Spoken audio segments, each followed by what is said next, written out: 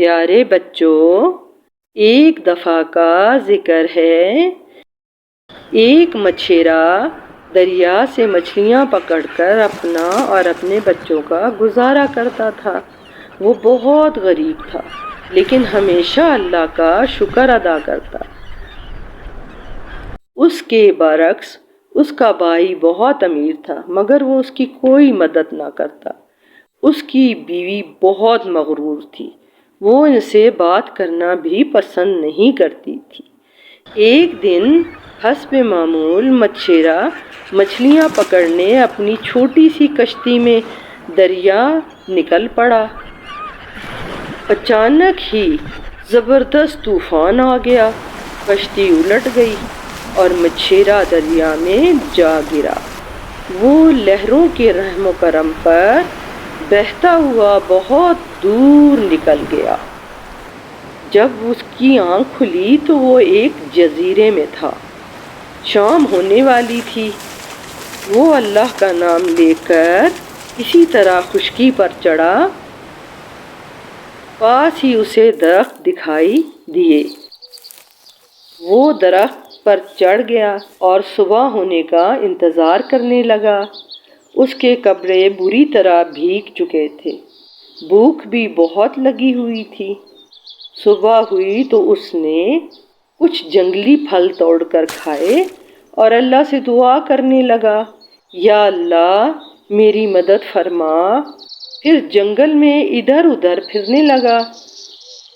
اسے دور سے کوئی چیز درختوں کے درمیان چمکتی ہوئی نظر آئی۔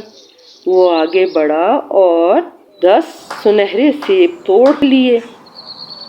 پھر درختوں کی مضبوط ٹہنیاں توڑ کر کشتی بنائی اور اللہ کا نام لے کر اس میں سوار ہو گیا۔ دریا کے راستے سے وہ واقف تھا۔ 3 دن کے بعد وہ اپنے گھر پہنچا۔ اس کی بیوی بہت پریشان تھی، اسے زندہ سلامت پا کر بہت خوش ہوئی۔ اس نے وہ سنہرے سیب بیوی کو دکھائے۔ بیوی بولی، معلوم ہوتا ہے یہ سونے کے سیب ہیں۔ اس نے بیوی سے کہا، اس کا ذکر کسی سے نہ کرنا۔ ایک سیب لے کر وہ شہر گیا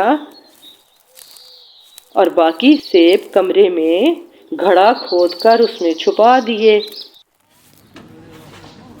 جب سونار نے سنہرا سیب دیکھا تو وہ بولا، یہ تو بہت قیمتی ہے، سونے کا سیب ہے۔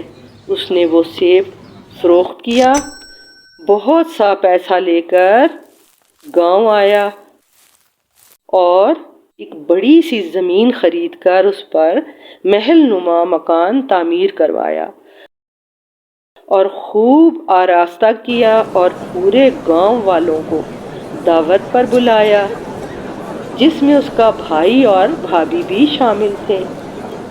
اس نے سب لوگوں کو قیمتی تحفے بھی دیے۔